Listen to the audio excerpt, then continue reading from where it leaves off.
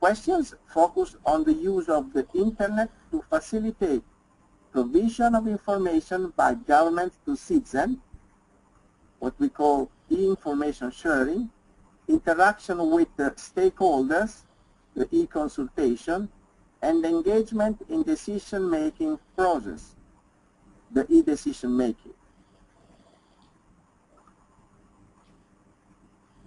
The Telecommunication Infrastructure Index is an arithmetic average composite of 5 indicators: estimated Internet users for 100 inhabitants, number of main fixed telephone lines for 100 inhabitants, number of mobile subscribers per 100 inhabitants, number of fixed Internet subscriptions for 100 inhabitants, and number of fixed broadband facilities for 100 inhabitants. The International Telecommunication Union is the primary source for data in each case. Last index is the Human Capital Index. That is a weighted average composite of 2 indicators: adult literacy rate and the combined primary, secondary, and the tertiary gross enrollment ratio, with 2/3 weights assigned to adult literacy rate and 1/3 weight assigned to the gross enrollment ratio. The United Nations Educational, Scientific, and Cultural Organization, UNESCO, is the main source of data for both indicators. All data gaps were filled either using data from the 2010 UNDP Human Development Report or using proxy indicators from other authoritative sources such as official UNICEF figure from its public report or World Bank figures on its website, in a way that we cover all 193 member states with this information. Similar to the calculating the telecommunication infrastructure indexes, each of the 2 component indicators is standardized via the Z-score procedure.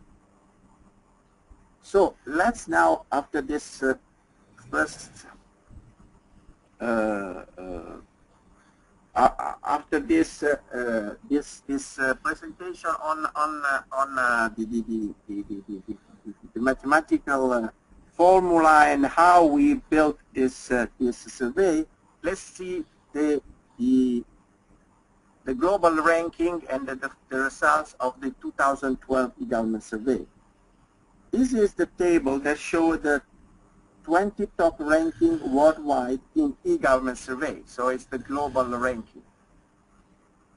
According to the 2012 United Nations e-government survey rankings, the Republic of Korea is the world leader, followed by the Netherlands, the United Kingdom, and Denmark, with the United States, Canada, France, Norway, Singapore, and Sweden closely behind.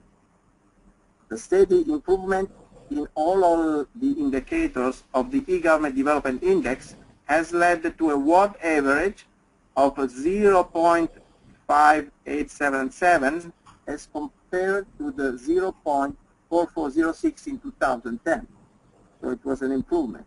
This reflected that countries in general have improved their online service delivery.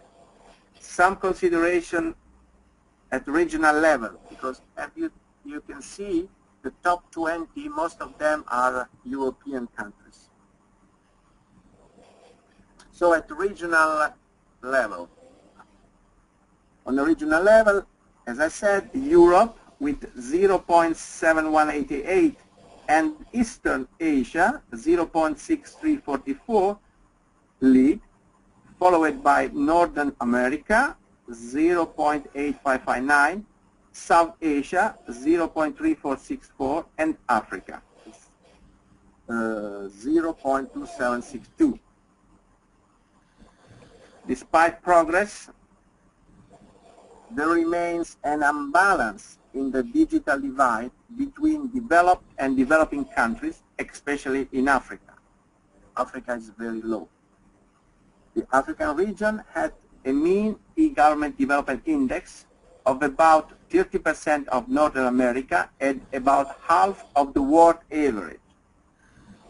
The digital divide is rooted in the lack of e-infrastructure.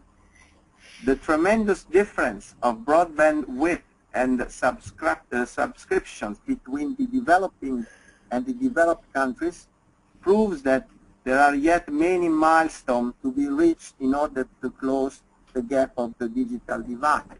Of course, this is not the only reason, but the infrastructure index really is the most important one for those regions in terms of lack of infrastructure.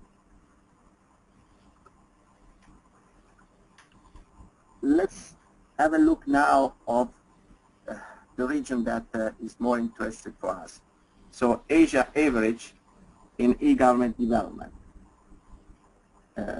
Asia is home to 60% of humanity, with some Asian countries, including China and India, averaging around 8 to 9% to the continent's GDPI.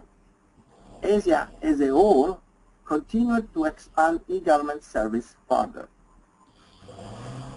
Investments were made horizontally to expand infrastructure, including support for broadband and mobile access, while at the same time governments reached out to provide greater online services and improve e-governance. In 2012, 3 of the world's top 20 e-leaders are from Asia, and the region as a whole has a higher level of the e-government development than the world average. While there has been improvement in providing e-services across the country, some of the largest scale are found in Western Asia. So, top country ranking for Asia. Again, Republic of Korea, the world leader in e-government, and of course is the top performer also in Asia, with around double the average world e-government offerings. The second slot is taken this year by Singapore, followed by Israel and then Japan. The performance of the United Arab Emirates is pretty good, 07344, and is especially notable as it advanced 21 position to the ranking this year of 28th globally and 5th in Asia. Sorry. Commensurate with the global progress, all countries of Central Asia improved their service offering, pulling up the sub-regional average by around 17%. Kazakhstan was the sub-regional leader, providing its global ranking by around 8th position in 2012. Kazakhstan in recent years has made efforts to modernize the public sector, including technology-based reform of administrative governance system. A parallel effort has been a focus on the use of ICT for provision of services and inclusion. As in other developing countries, the acceleration of information is aimed at increasing the efficiencies of the government and exploiting synergies toward a sustainable model of development. Let's have a look at the Western Asia top countries ranking. Like other leading countries, the key to the advancement of the first one, Israel, that is the leader in West Asia, is its integrated approach on e-government development. We will see after this integrated approach. Israel had added 10 points to its ranking, advancing from 26th position in 2010 to 16th in 2012. Those behind are Saudi Arabia, 06658, and Qatar, 06405, both of which have undertaken to expand citizen-centric services as reflected in their notable performance, which raised their global ranking to 41st and 48 respectively. The principal goals of the Saudi Arabian e-government offerings are to raise the productivity and efficiency of the public sector, increase the return on investment in ICT, and provide easy-to-use, timely, accurate services. A separate e-payment portal has been developed through which citizens are able to handle all online transactions. In accordance with the strategy of the Supreme Council of Information and Communication Technology, also Qatar developed a strategic plan for the implementation of an integrated government program. The plan aims to provide an enabling ICT environment through legislation, policies, guidelines, and standards, such as the e-commerce policy, security policies, and data protection policies. It addresses ICT readiness by offering e-services through a unified system of government network. But let's have a look of the global ranking for Saudi Arabia. So as you see in the slide, the global ranking, 41 in the global. At regional level is in Asia is 9, and Western Asia is 4. Based on our funding and our assessment, another best practice from that come from Saudi Arabia.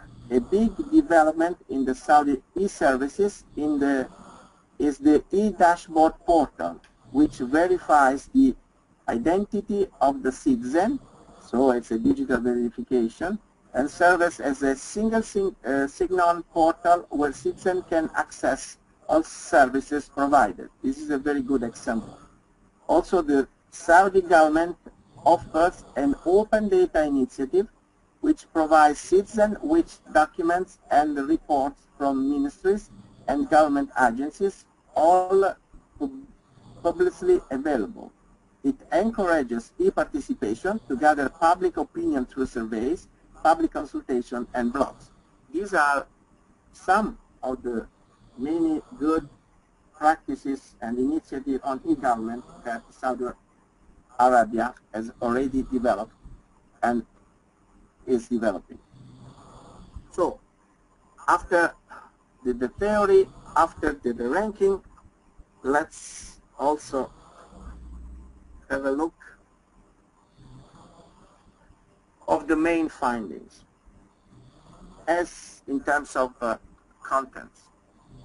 As mentioned earlier, the survey represents a broad assessment of e-government development in all 193 UN member states. As such, there are various important findings that would bear direct implication and could be a good opportunity to discuss in this webinar. I would draw your attention to 4 aspects. The first one, very important also for the leadership, is all of government approach that lead the way in advanced countries. Then member states are paying